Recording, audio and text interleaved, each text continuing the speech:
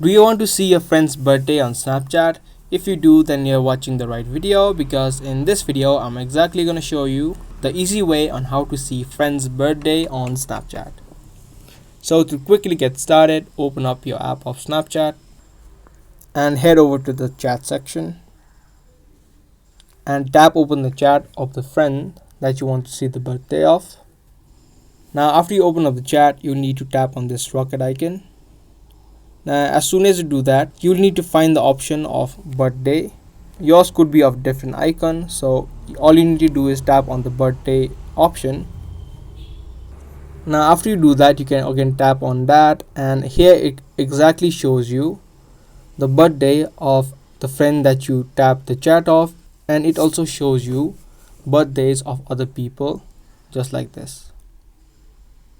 You can also tap on view all friends, and here it shows you the birthdays of all your friends on Snapchat. So yeah, that's it for today's video. I hope you found this video helpful. If you did, subscribe to our channel and also hit the thumbs up button, and I'll see you in the next one. Thank you for watching.